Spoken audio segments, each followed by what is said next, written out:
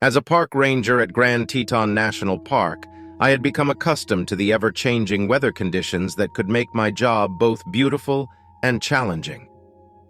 But nothing could have prepared me for the experience that awaited me on a foggy morning in the park. I set out on my morning patrol, my flashlight beam cutting through the thick fog. The mist shrouded everything in an eerie silence, and the only sounds were the rustling of leaves and the occasional snap of a twig underfoot. As I made my way through the dense forest, I noticed something moving in the fog. It was unusual and caught my attention. At first, I thought it might be an animal, but as I approached, I realized that it was something far more disturbing. A pale, gaunt creature was crawling on all fours, its body contorted in unnatural ways. Its large black eyes and gaping mouth gave it a terrifying appearance, and I couldn't help but feel a sense of dread as I watched from a distance. I cautiously approached the creature, trying to make sense of what I was seeing. But as it became aware of my presence, it quickly turned its head in my direction and began to make strange clicking noises.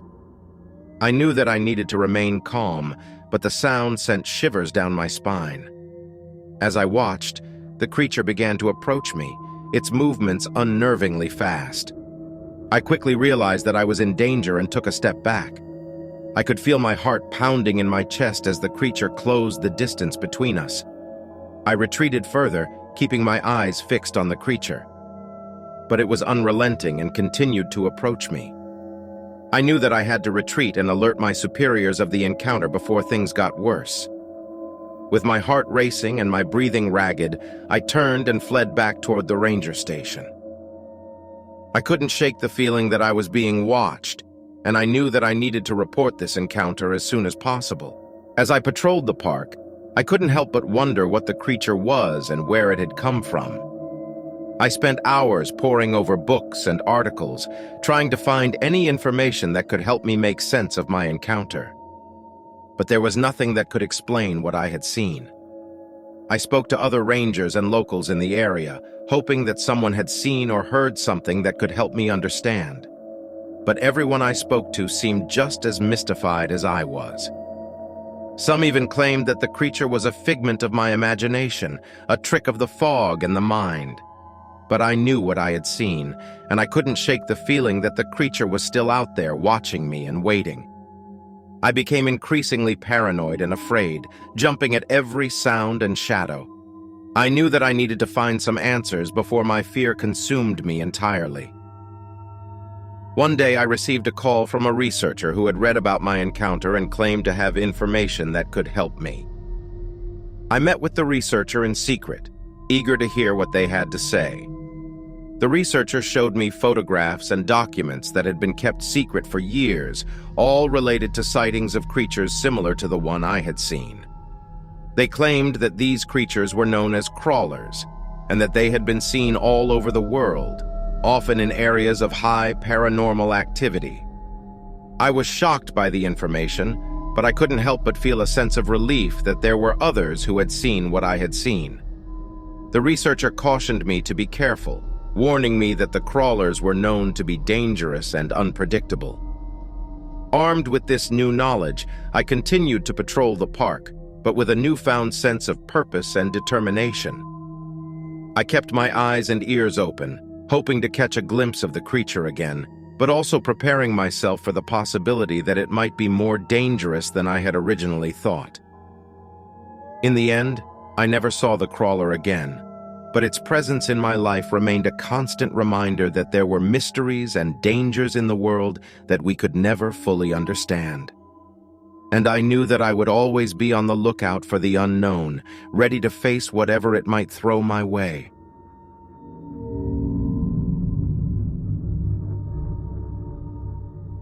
I was a park ranger working in the Colorado mountains. I loved the solitude and beauty of the landscape. My days were spent exploring the wilderness, ensuring the safety of both visitors and wildlife. One day, while patrolling a remote area that I was less familiar with, I came across something strange. There were large footprints in the mud, unlike any animal tracks I had encountered before. An unpleasant smell hung in the air, making me wrinkle my nose in disgust. Intrigued and puzzled, I carefully studied the footprints. They appeared to be bipedal, and each print was at least 16 inches long. As I followed the trail of footprints, I couldn't help but feel a sense of unease. The further I ventured, the stronger the smell became. It was a mix of wet dog, garbage, and urine. The pungent odor clung to my clothes and made my stomach churn. I couldn't shake the feeling that I was being watched. Despite my growing apprehension, my curiosity got the best of me, and I pressed on. The trail led me to a remote cave. The entrance was hidden by overgrown vegetation, and the smell was overpowering. I hesitated for a moment, considering whether I should call for backup or continue alone. But something inside me urged me to carry on and find the source of the footprints. As I approached the cave, I noticed large tufts of hair caught on the surrounding branches.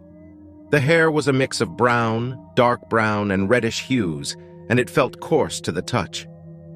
I cautiously entered the cave, my flashlight illuminating the damp walls. The footprints continued deeper into the cave, and I could hear strange noises echoing throughout the space. It sounded like a mix of loud yelps and growls, followed by eerie whooping noises. My heart pounded in my chest, and I felt a cold sweat on my brow.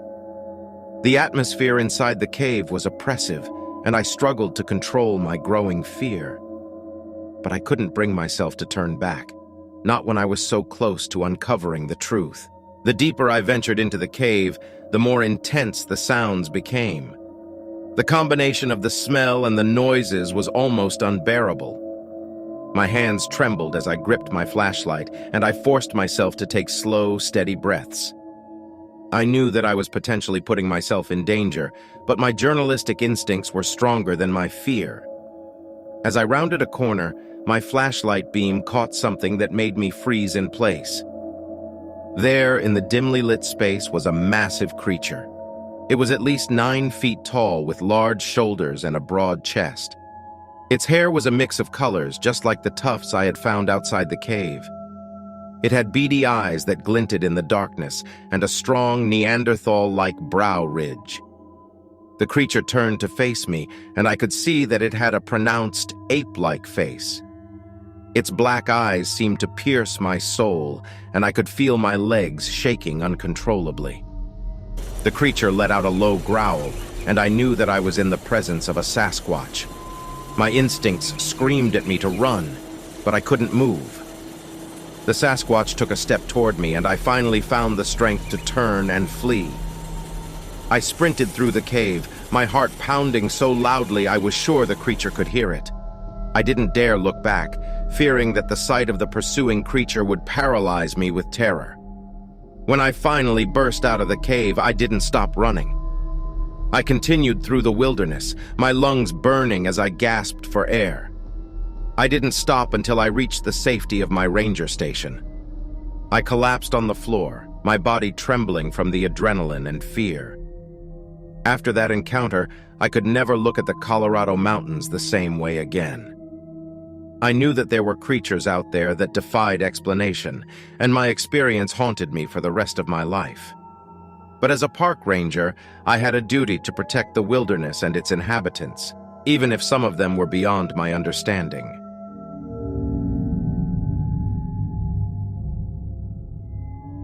I was a police officer assigned to patrol a rural highway in the Midwest. The night was dark, and the road was mostly empty, with only the occasional vehicle passing by. I enjoyed the quiet solitude of these nighttime drives, the vast stretches of farmland on either side of the road providing a peaceful backdrop to my thoughts. But that was all about to change. As I rounded a bend in the road, my headlights caught something unusual on the side of the road. I squinted through the windshield, trying to make out what it was. At first glance, it appeared to be a large, canine-like creature, but there was something off about it. The proportions seemed all wrong, and it seemed larger than any dog I had ever seen. I decided to stop my patrol car and investigate further, as it was my duty to ensure the safety of the people in my jurisdiction. I stepped out of the car, my flashlight in hand, and cautiously approached the figure. The air was thick with the smell of wet dog and rotting meat, making me want to gag. As I drew closer, the creature began to stand up on its hind legs. I couldn't believe my eyes. This thing was massive, easily over 7 feet tall. Its body was muscular and covered in dark fur, and its head was like that of a large dog with a broad snout. Its eyes seemed to reflect the light from my flashlight, giving them an eerie glow. Fear began to well up inside me, but I tried to remain calm and focused. I couldn't let my imagination run wild. Perhaps it was just a misidentification, and this was some sort of known animal. I reached for my radio, prepared to call for backup if necessary. The creature seemed to sense my unease, and it watched me intently, its ears perked and its body tense.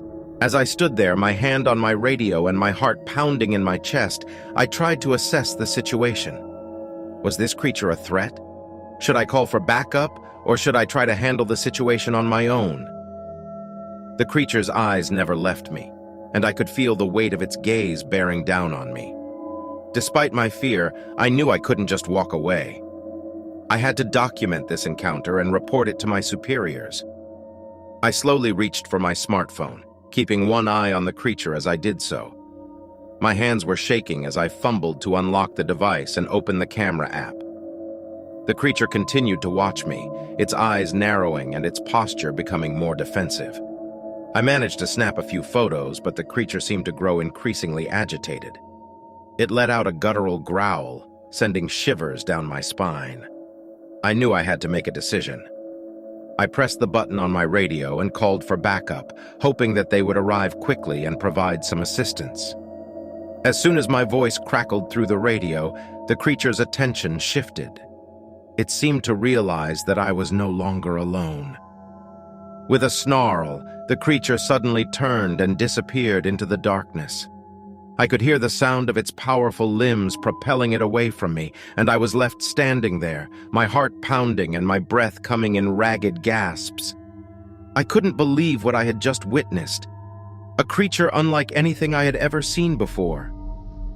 When backup arrived, I showed them the photos and recounted my encounter. There were mixed reactions, some expressing disbelief and others sharing stories of their own strange experiences in the area. Though the creature had vanished, I knew that I would never forget the night I came face to face with something beyond my understanding. And I couldn't help but wonder what other unknown creatures lurked in the shadows of the rural Midwest.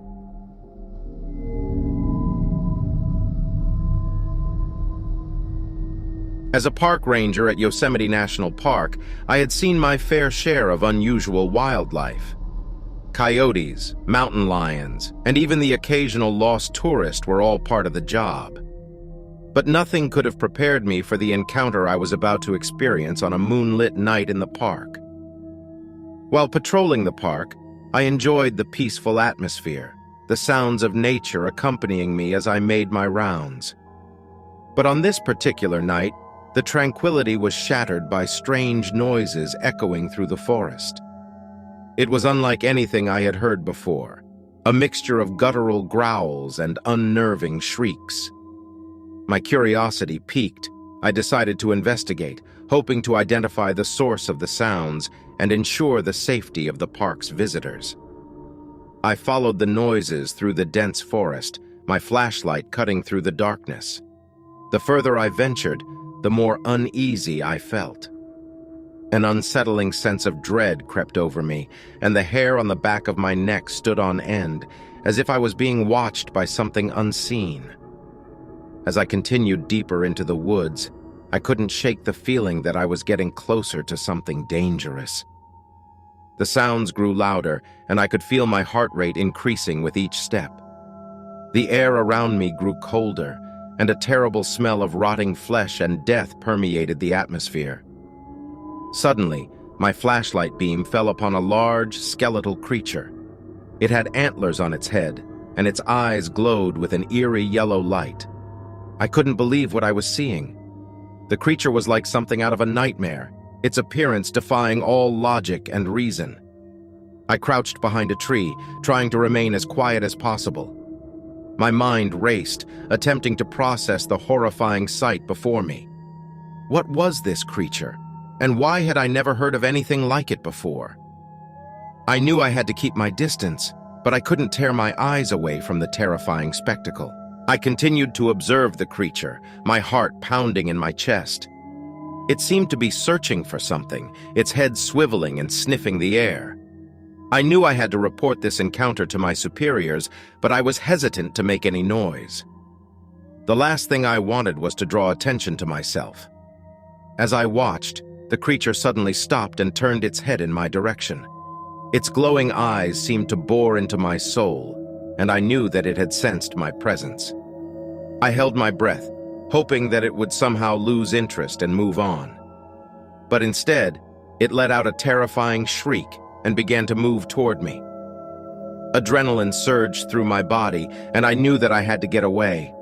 I bolted from my hiding spot, running as fast as I could through the forest. I could hear the creature's heavy footsteps behind me, gaining on me with every stride. I knew that if it caught up to me, I wouldn't stand a chance. As I ran, I tried to remember the layout of the park, hoping to find a way to outsmart the creature. I recalled a steep cliff not too far from my current location.